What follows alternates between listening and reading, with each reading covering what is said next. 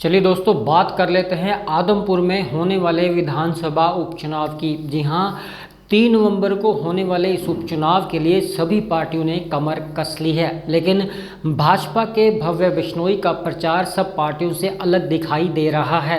भाजपा के इस प्रचार में पार्टी के दिग्गज नेता व राज्य सरकार के मंत्री खुद प्रचार कर रहे हैं और दूसरी पार्टियों से भव्य का प्रचार कहीं आगे दिखाई दे रहा है। आइए दिखाते हैं इसी से जुड़ी एक खबर। आदमपुर उपचुनाव को जीतने के लिए भाजपा उम्मीदवार भव्य बिश्नोई के प्रचार में पार्टी ने पूरी ताकत झोंक दी है। जहां पार्टी के दिग्गज नेता भव्य को जिताने के लिए दिन रात एक किए हुए हैं, तो वहीं राज्य सरकार के मंत्री भी भव्य के लिए प्रचार करते हुए लोगों से उन्हें भारी मतों से विजयी बनाने के लिए बोल रहे हैं। गत दिवस भव्य के प्रचार के लिए पार्टी के वरिष्ठ नेता मनीष ग्रोवर व हरियाणा के बिजली मिनिस्टर चौधरी रणजीत सिंह चौटाला आदमपुर पहुंचे। देवीलाल के बेटे रणजीत सिंह चौटाला ने लोगों को कहा कि ये कुलदीप का चुनाव नहीं बल्कि मेरा चुनाव है। आप सभी इस चुनाव में जी जान से जुट जाएं और भव्य को विजयी बनाएं। आप खुद ही सुनिए कि रणजीत सिंह चौटाला ने क्या कहा। मैं आपसे कहूँगा, एक एक आदमी जी जान से सारे गांव में आऊँगा, सारे आज सब साथ आगे, सारे वर्कर साथ है। मैं नहीं आया तो कोई ये नहीं था कि सब साथ थे, पर क्या लगा रणजीत सिंह कब आएगा। आ गया, जी जान से काम करना है। और मैं 26 का फिर 28 के प्रोग्राम बने हैं। अगले प्रोग्राम फिर जैसे कुलदीप जी बढ़ाएंगे मैं आता रहूँगा। एक एक आदमी जी जान से, ये कुलदीप सिंह बिश्नोई का चुनाव नहीं, ये रणजीत सिंह का चुनाव है। मेरी पूरा जी जान लगा के काम करेंगे। अब जो इन गांवों के मनीष ग्रोवर ने भी लोगों से भाजपा प्रत्याशी भव्य को कामयाब बनाने की अपील की। हमारे हरियाणा की कद्दावर नेता चौधरी देवीलाल जी और डॉक्टर मंगल सेन की जोड़ी के साथ मैं एक छोटा सा कार्यकर्ता उनके साथ काम किया। आज मेरे आदरणीय चौधरी रणजीत सिंह ने बोलने के बाद मेरा बनता नहीं है, फिर भी मैं चौधरी रणजीत सिंह के साथ मेरा राजनीतिक काफी समय से है। और भाई कुलदीप जी से थे, चौधरी भजनलाल जी से भी, डॉक्टर मंगल सेन जी, चौधरी भजनलाल जी से। मुझे चौधरी रणजीत सिंह जी मैं बताना चाहता हूँ, डॉक्टर मंगल सेन जी विपक्ष में होते थे और चौधरी भजनलाल जी मुख्यमंत्री होते थे। चौधरी भजनलाल के हाथों से अंदर समाज को 4 संपत्तियां देकर आए, जो समाज के नाम से डॉक्टर मंगल सेन, ये मैं बता रहा हूँ। चौधरी भजनलाल जी सरकार में मुख्यमंत्री, डॉक्टर मंगल सेन विपक्ष के होते थे। जो डॉक्टर मंगल सेन रोहतक शहर के मांगा, चौधरी भजनलाल ने रोहतक शहर को दिया।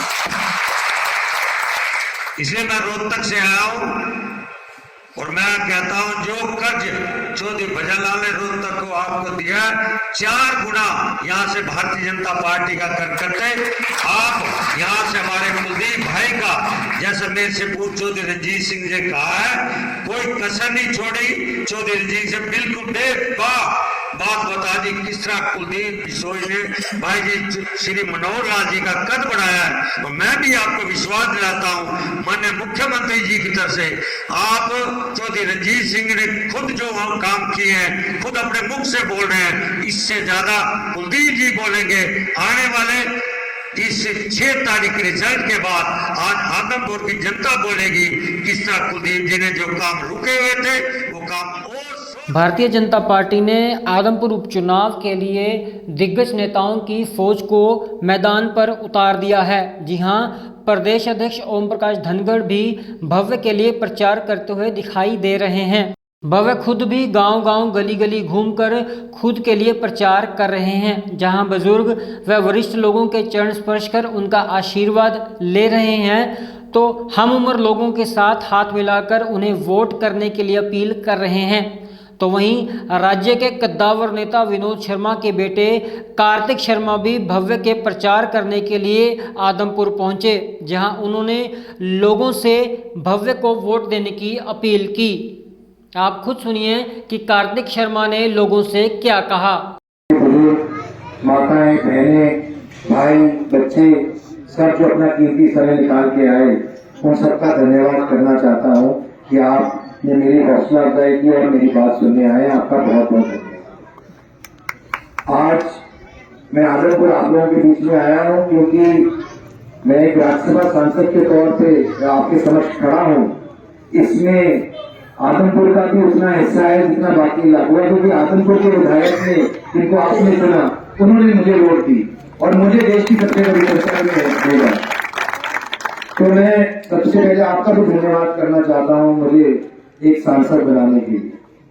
देखिए, जब भी आदमपुर की बात होती है तो विषय ये नहीं होता कि चौधरी भजनलाल जी के परिवार से कौन जीतेगा या हारेगा। विषय ये होता है कि चौधरी भजनलाल जी के परिवार से कितने मार्जिन से जीतेंगे। मैं आपसे एक ही निवेदन करने आया हूं, का सहयोग था।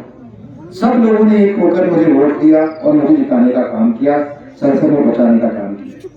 मैं आपसे भी निवेदन करना चाहता हूं कि जिस तरीके से आपने भजनलाल जी के परिवार को हमेशा से साथ दिया है, आशीर्वाद दिया है, भव्य को एक युवा नेता है और एक अच्छी सोच लेकर आपके बीच में आया है, प्रगतिशील सोच लेकर आया है, सकारात्मक सोच के साथ काम करना चाहता है आपके लिए, उसको ज्यादा से ज्यादा वोटों से जिताएं और उसका हौसला अफजाई करें ताकि वो आप लोगों के बीच में आ सके, काम कर सके। कुलदीप जी ने तो मेरी वोट देकर मदद की ही थी, पर वो अकेला एक कारण नहीं है कि मैं आपके बीच में आया हूँ। मैं इसलिए भी आया हूँ आपके बीच में क्योंकि मैं भव्य बिश्नोई से मिला हूँ और मैंने उससे बातचीत की है। मैं उसकी सोच को लेकर मैंने उससे पूछा, भाई क्यों राजनीति में आना चाहते हो?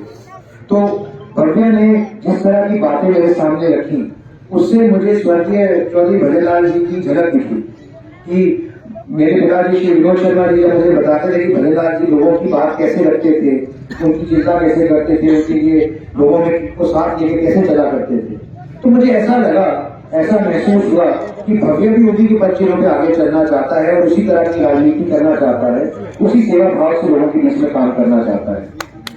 मैं आप लोगों से निवेदन करता हूँ कि एक युवा को, मैं भी एक युवा हूँ, आप एक युवा को मौका दें ताकि वो आपके बीच में आकर आपके लिए काम कर सके। और मैं आपको तो आज आश्वस्त करके जाता हूँ कि एक सांसद के तौर में जो हमारे देश की सबसे बड़ी पंचायत है, उसमें कुलदीप भाई, कुलदीप बिश्नोई जी या फिर भव्य जो मेरा अनुज है, मेरी जहां पर भी जरूरत पड़ेगी एक सांसद के तौर पर, जिस भी जरूरत है, मैं आदमपुर की जनता का की आवाज उठाने का काम करूंगा, आपके साथ खड़ा रहूंगा। जहां पर भी जरूरत पड़े मेरे दरवाजे भी आपके लिए हमेशा खुले हैं। मैं सिर्फ ये का निवेदन करना चाहता हूँ। वहीं भाजपा उम्मीदवार भव्य के खिलाफ आम आदमी पार्टी ने सतबीर सिंह को मैदान में उतारा है, तो कांग्रेस ने अपने वरिष्ठ नेता जयप्रकाश को इस चुनाव में उतारकर ये चुनाव दिलचस्प बनाने की कोशिश की है। अब ये तो चुनाव के नतीजे आने के बाद ही पता चलेगा कि कौन सी पार्टी भाजपा को टक्कर देने में सक्षम रही है। फिलहाल चुनावों में आरोपों प्रत्यारोपों का सिलसिला जारी है। दोस्तों, भव्य बिश्नोई और कुलदीप बिश्नोई के लिए आदमपुर सीट प्रतिष्ठा का सवाल बनी हुई है। जी हां, 1968 से लेकर अब तक उन्हें इस चुनाव में कोई भी पार्टी या कोई भी कैंडिडेट हरा नहीं पाया है। बहरहाल उनकी साख अगर कहा जाए कि दाव पर लगी है तो गलत नहीं होगा। लोगों का समर्थन तो उन्हें भरपूर मिल रहा है, लेकिन आने वाले चुनाव में ये लोग उनको वोट डालेंगे या नहीं डालेंगे, इसका खुलासा होगा 6 नवंबर को जब मतों की गिनती शुरू होगी। बहरहाल आप देश और दुनिया की नई खबरों के लिए, ताज़ा खबरों के लिए बने रहें सभी समानता न्यूज़ के साथ। दोस्तों, अगर हमारे वीडियोस, हमारी खबरें आपको अच्छी लगती हैं तो लाइक करें, शेयर करें और सब्सक्राइब भी करें। सब्सक्राइब करना ना भूलें सभी समानता न्यूज़।